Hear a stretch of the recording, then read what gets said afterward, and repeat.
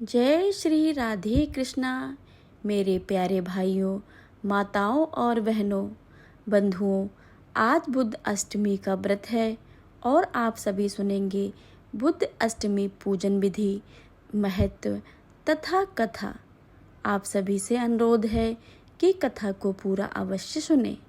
हिंदू धर्म में बताया गया है कि जो भी मनुष्य पूरी श्रद्धा पूर्वक बुद्ध अष्टमी का व्रत करता है उसे मृत्यु के पश्चात नरक नहीं जाना पड़ता है।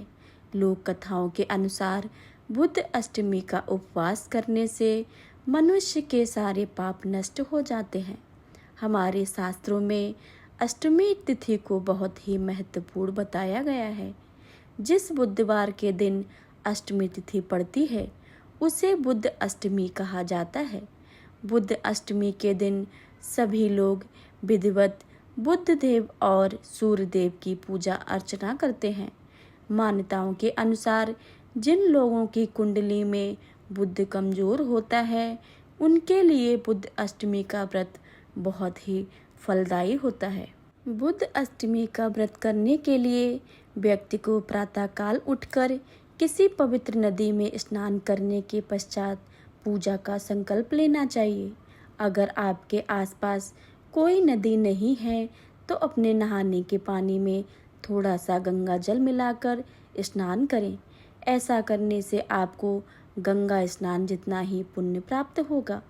अब एक कलश में गंगा जल भरकर अपने घर के पूजा कक्ष स्थापित करें। बुद्धाष्टमी के दिन बुद्ध देव की पूजा के साथ बुद्धाष्टमी की कथा भी अवश्य ही सुननी चाहिए। व्रत का संकल्प लेने के पश्चात बुद्ध ग्रह की विधिवत पूजा अर्चना करनी चाहिए। बुद्धाष्टमी के दिन भगवान को भोग लगाने के लिए 8 प्रकार के पकवान बनाने चाहिए और इन्हें बांस के पत्तों में रखकर भगवान को भोग लगाना चाहिए। इस भोग को फल, फूल, धूप आदि से साथ बुद्ध देव को चढ़ाना चाहिए। पूजा होने के पश्चात भगवान पर चढ़ाए गए भोग को परिवार के सभी लोगों के साथ मिलकर ग्रहण करना चाहिए। कई जगहों पर बुद्ध अष्टमी के दिन भगवान शिव और माता पार्वती का पूजा का नियम है। बुद्ध अष्टमी के दिन आपके घर को अच्छी तरह से साफ सुथरा करके अपने इष्ट देव की पूजा करनी चाहिए। शास्त्रों के अनुसार इस दिन भगवान गणेश की भी पूजा की जाती है। बुद्ध अष्टमी के दिन भगवान गणेश की पूजा करना भी शुभ माना जाता है। जो भी मनुष्य पूरे विधि विधान से बुद्ध अष्टमी का व्रत करते हैं उसके 7 जन्मों के पाप नष्ट हो जाते हैं। बुद्ध अष्टमी का व्रत करने से धन धान्य, पुत्र और ऐश्वर्य की प्राप्ति होती है। बुद्ध अष्टमी का व्रत करने से मनुष्य धरती पर सभी सुखों को भोग कर मृत्यु के पश्चात स्वर्ग को प्राप्त करता है। अगर आपकी कुंडली में बुद्ध दोष है और आप अपनी कुंडली में बुद्ध दोष को दूर कराना चाहते हैं तो बुद्ध अष्टमी के दिन ये छोटे छोटे उपाय करके इन दोषों से छुटकारा पा सकते हैं।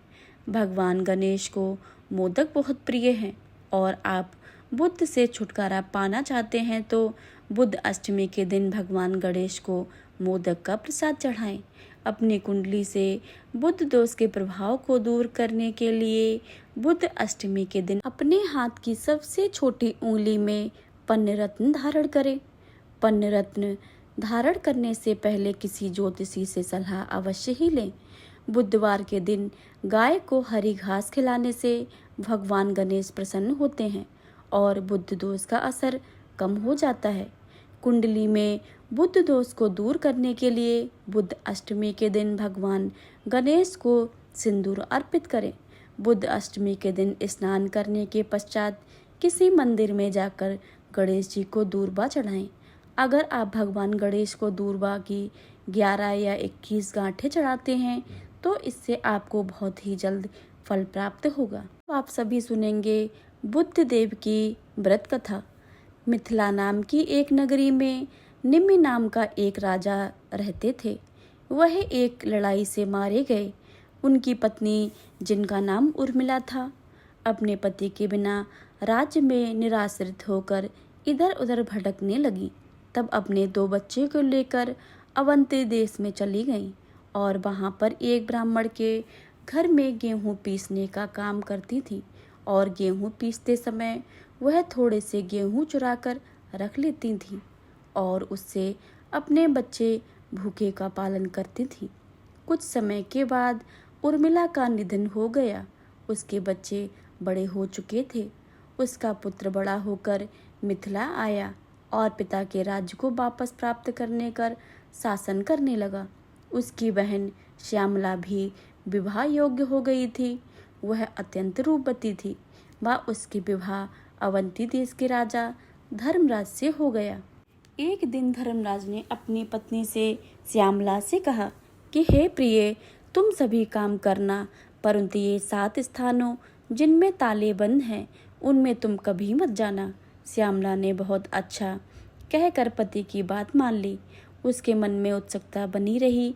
एक दिन जब धर्मराज अपने किसी कार्य में व्यस्त थे, तब श्यामला ने एक मकान का ताला खोलकर वह देखा कि उसकी माता उर्मिला को अति भयंकर यमदूत बांधकर तपते तेल की कढ़ा में बार बार डाल रहे हैं। लज्जित होकर श्यामला ने वह कमरा बंद कर दिया। फिर दूसरा कमरा खोला तो देखा कि वहां भी उसकी माता को यमदूत शिला के ऊपर रखकर पीस रहे हैं और माता चिल्ला रही हैं। इसी प्रकार तीसरा कमरा खोला, देखा कि यमदूत उसकी माता के मस्तक पे कीले ठोक रहे हैं। इसी तरह चौथे में अति भयंकर श्रावण उसका भक्षण कर रहे हैं। 5वें में लोहे के स्थिन में पीड़ित कर रहे हैं। 6ठे में कोयले के बीच ईख के समान पेरी जा रही हैं। और 7वें को खोलकर देखा तो वहीं भी उसकी माता को हजारों कृमि भक्षण कर रहे हैं और वह रुद्र आदि से लथपथ हो गई हैं। यह देखकर श्यामला ने विचार किया कि मेरी माता ने ऐसा कौन सा पाप किया है जिससे वह इस दुर्गति को प्राप्त हुई। यह सोचकर उसने सारा वृत्तांत अपने पति धर्मराज को बताया। धर्मराज बोले, प्रिय, मैंने इसलिए कहा था कि ये 7 ताले कभी न खोलना, नहीं तो तुम्हें वह पश्चाताप होगा। तुम्हारी माता ने संतान के स्नेह में ब्राह्मण के खेत से गेहूं चुराए थे। क्या तुम इस बात को नहीं जानती हो जो तुम इस बात को मुझसे पूछ रही हो? यह सब उसकी कर्म का फल है। ब्राह्मण का धन स्नेह से भी ज्यादा भक्षण करे तो 7 कुल अघोती प्राप्त होता है और चुरा कर खाए तो सूर्य जब तक सूर्य और चंद्रमा और तारे हैं तब तक नरक में उद्धार नहीं होता। जो गेहूं इन्होंने चुराए थे वे भी कृमि बनकर इनका भक्षण कर रहे हैं। श्यामला ने कहा, महाराज, मेरी माता ने जो कुछ भी पहले किया वह सब मैं जानती हूँ, फिर भी आप कोई ऐसा उपाय बताइए जिससे मेरी माता का नरक से उद्धार हो जाए। और इस पर धर्मराज ने कुछ समय विचार किया और कहने लगे, हे प्रिय, आज से तुम 7 जन्म पूर्व ब्राह्मणी थी। उस समय तुमने अपनी सखियों के साथ जो बुद्ध अष्टमी का व्रत किया था, यदि उसका फल तुम संकल्प करके अपनी माता को दे दो तो वह इस संकट से मुक्ति हो जाएंगी। यह सुनते ही श्यामला से स्नान करके अपने व्रत का पुण्य फल संकल्प करके माता के लिए दान कर दिया। व्रत के फल के प्रभाव से उसकी माता भी उसी क्षण दिव्य देह धारण करके विमान में बैठकर अपने पति सहित स्वर्गलोक को चली गई और बुद्ध ग्रह के समीप हो गई। यह व्रत उसकी संतान को अपनी माता के लिए रखना चाहिए। इस व्रत को रखने से धन धान पुत्र पौत्र दीर्घ आयु और ऐश्वर्य मिलता है। अब आप सभी सुनेंगे बुद्ध देव की एक और पौराणिक कथा। एक ब्राह्मण के बुद्ध नाम का एक बेटा व बुद्धनी नाम की एक बेटी थी। ब्राह्मणी सबका आटा पीसती, उसमें से थोड़ा बचा कर रखती। बेटी के मना करने पर मानती नहीं। एक बार ब्राह्मणी पीहर गई। पीछे से बुद्धनी सबका आटा पीसती पर रखती नहीं। ब्राह्मणी पीहर से आई तो उसने उसे कहा कि तू तो हमारा आटा चुराती थी। तेरी बेटी हमको पूरा देती है, हम तुझसे पीसना नहीं देंगे। अब तू सबके जाते हुए बुद्धनी को मारने लगी और बोली, इसका कुत्ते से ब्याह करके घर से रवाना कर देंगे। बुद्ध भगवान ने सोचा, बेटी सच से रही है, इसका कष्ट मिटाना पड़ेगा। भगवान कुत्ता का वेश बनाकर आए। उसके भाई ने उस कुत्ते के ही तिलक कर दिया। सारे गांव में गूंज हो रही थी कि भगवान का ब्याह हो रहा है। बुद्धनी की माँ जिससे काम कराए वो कहे कि हमको भी फुर्सत नहीं है, भगवान के ब्याह का काम है। अब तो वो परेशान होके बुद्धनी को और मारने लगी। बोली, तू निर्भागी है जो तेरे ब्याह का कोई काम नहीं झेलता है। ब्याह की बेला भगवान कुत्ते का रूप ले गांव में हल्ला हो गया कि बुद्धनी का ब्याह कुत्ते से हो रहा है। बोली, भगवान अब परीक्षा मत ले लो, अब मेरी हंसी मत कराओ।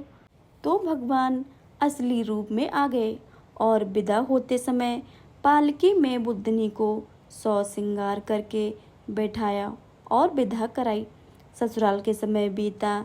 एक बुद्धनी की सहेली बोली, भगवान तुझे तो ऊंची रखते हैं पर साथ की चाबी तुझे नहीं देते। बुद्धनी चाबी की जिद भगवान से करने लगी तो भगवान ने चाबी दे दी। ताला खोला, देखा तो माँ एक नरक जैसे वातावरण में पड़ी है। तुरंत भगवान के पास जाकर बोली, मेरी माँ की ऐसी दशा क्यों हो रही है? भगवान बोले कि अपने कर्मों का दुख भोग रही है।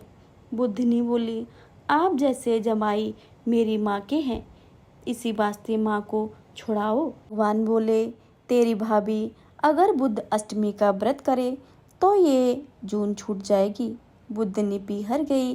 भाभी के बच्चे होने वाला था। वो बोली, इसका कष्ट दूर होते ही इसको बुद्ध अष्टमी का व्रत करवाएंगे।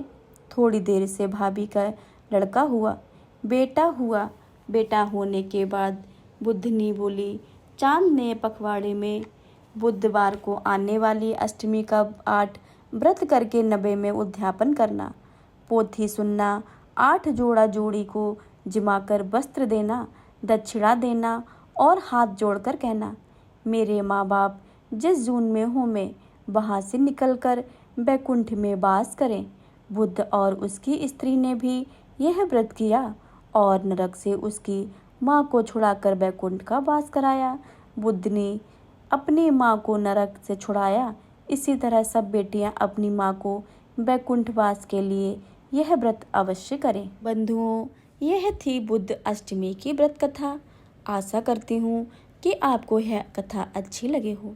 अगर आपको वीडियो पसंद आए तो वीडियो को लाइक करें, शेयर करें और चैनल पर नए आए हैं तो चैनल को सब्सक्राइब करना बिल्कुल भी मत भूलिएगा।